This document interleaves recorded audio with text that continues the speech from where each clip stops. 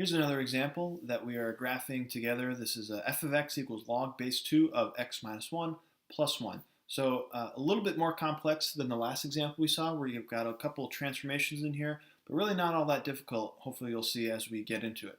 We want to do these four things. We want to find the domain and range, asymptotes and axes, intercepts, sketch the graph, and then let's talk about what the inverse is. So let's start off with the first letter, domain and range of f.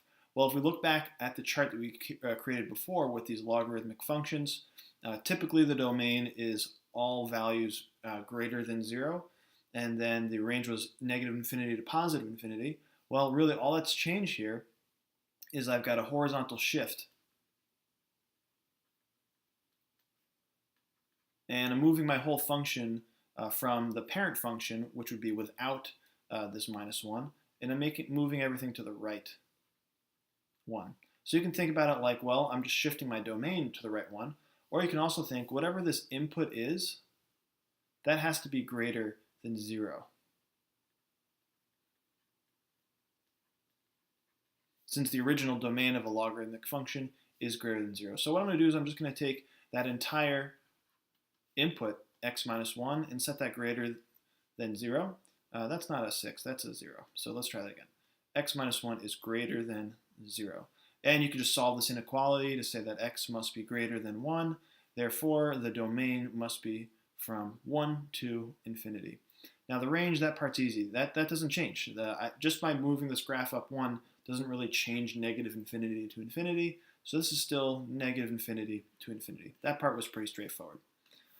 Let's talk about asymptotes and axes intercepts. We're going to do this all algebraically. The first thing is for the asymptotes, we're going to have vertical asymptotes with our logarithmic functions.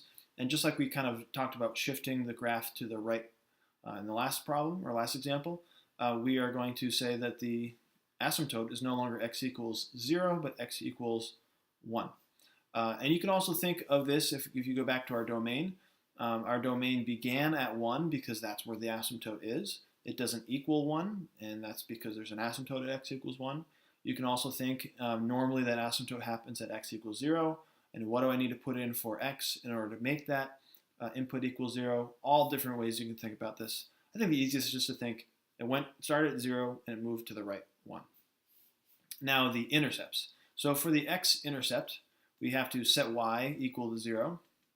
And so let's do that. Let's solve for x. So this is going to be 0 equals log base 2 of x minus 1 plus 1. And we're just going to solve this equation. So if I subtract 1 from both sides, this is negative 1 equals log base 2 of x minus 1. And now we're ready to convert this thing to an exponential form. So we have 2 to the negative 1 power equals x minus 1. And let's keep, this is going to be 1/2 equals x minus 1. If I add 1 to both sides, this becomes x equals whatever 1 plus 1/2 is, and I think that's 3/2. So my x-intercept is 3/2, comma 0. Great, we got that point. For the y-intercept, we are going to do the opposite. We're going to find when x equals 0. So let's do that. So y is going to equal log base 2 of 0 minus 1 plus 1. Now I could keep going, and I could, well, actually I can't keep going. Hopefully what you're seeing is if I plug in 0 for x, this becomes log base 2 of negative 1, and that's not a thing. I can't put in negatives inside of my logs. In fact, I can't put any number that's less than or equal to 0 cannot go inside of a log. So right off the bat, there is no y-intercept. And that should make sense since the domain is from 1 to infinity. This does not include the y-axis. There's no y-intercept. All right, so we got that part B done. Now let's sketch the graph and show important features. I think that what I'll do here is I will take my graphing calculator and I'm going to let that kind of help me guide my points. We can kind of go through an exercise of putting in good x values and coming out with y values, but really for this class, we just need to be able to use the table function in our graphing calculator. So I think what I'll do here is I'm pretty sure I have given you a graph, hopefully. If not, just kind of sketch one along with me. But let's make a couple of lines. Where's my line tool? Here we go. So here's my y-axis, here's my x-axis. Let's go to the graphing calculator here. And here it is. Here it is. Let's graph this. So I have log of, well, it's base 2. So actually I could do this 2 different ways. Since I have the fancy log base function, I'm going to use that. So log base of 2, or base 2 of x minus 1. And that's going to be plus 1. And for all of you non-log base people, remember, let me kind of write this over here. I can change the base by creating this whole function to have a base of 10. So I could say this is log of x minus 1 over log of 2 plus 1. These are the same thing. Right? All I've done is I can change this to this. So I could have typed in my calculator, I could have typed in my calculator this whole change of base, and I could have said this is log, log, or natural log, doesn't matter, of x minus 1 divided by the log of 2, and then all of that plus 1. And actually, let's just graph both of these things, and hopefully we should just see one curve show up. So the red and the blue should be right on top of each other. There's my red, or my blue, and there's my red. Perfect. Now you might have noticed, this might happen on your calculator, this might not. On mine, it looks like it just cuts off here. But really what's going on is it's a matter of pixels. So like these calculators can only show certain little squares at certain spaces, and this does infinitely get closer to 1, but a pixel is only so wide, and the calculator can't put a pixel any more further to the left of this without it thinking that it's touching it. So that's kind of what's going on with my calculator. But this does continue to go on forever in the negative y direction. But this is my graph here. All right, well, that's all well and good. We know some things. We know that there's a y-intercept of 3 halves, and so an x-intercept of 3 halves. So why don't I actually put that down?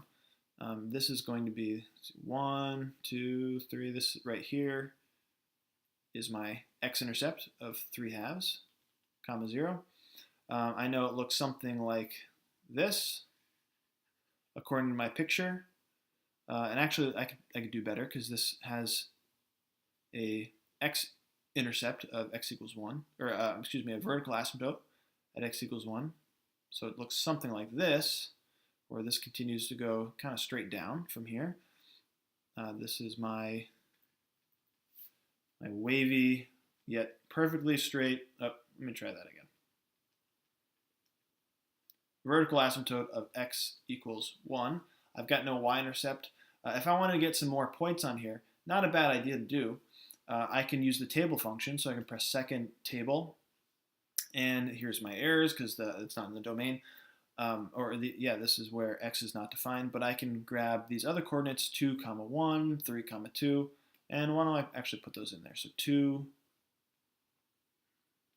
1,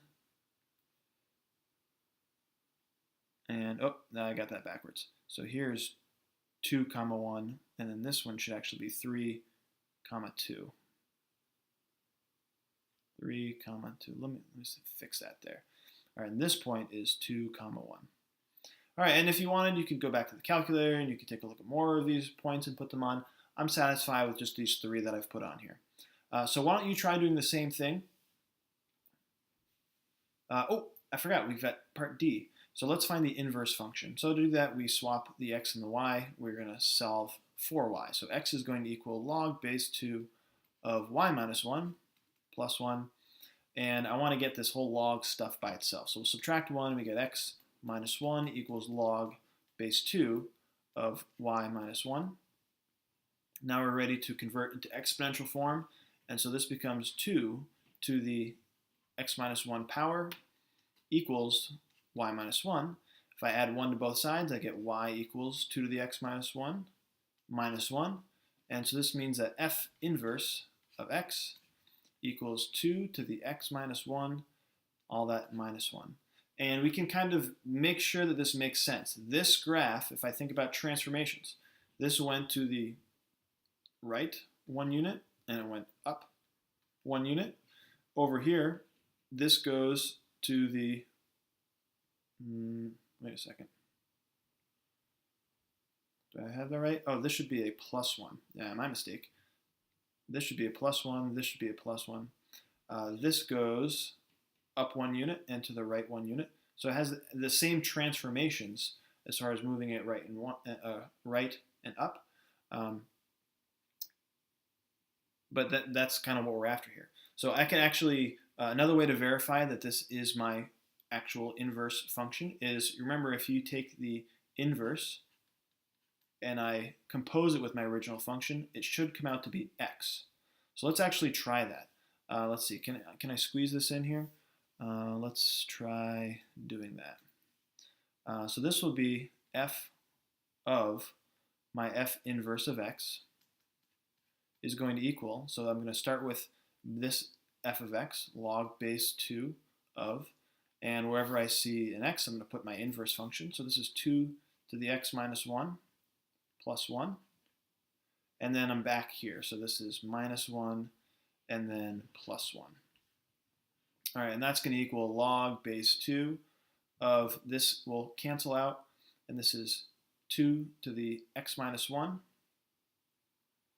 And that's plus 1. And I didn't really conserve my room here. So I'm going to actually bump this down here. Sorry, inverse function. I'm going to skip you. And now I'm going to use that power property to make this x minus 1 times log base 2 of 2 plus 1. Log base 2 of 2 is 1, so this goes away. And this becomes x minus 1 plus 1. And these will cancel out, and this equals x. So I've verified that these are in fact inverse functions. So that's an important thing to do. Good way to check to make sure you're right. We could have also graphed this and kind of visually taken a look at the graphs, and it should look like it reflects, or I guess that would be this way, y over x.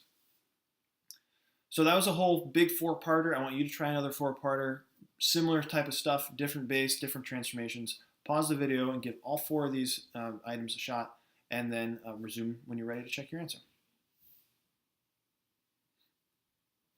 All right, so here's all my answer stuff for A, B, C, and D.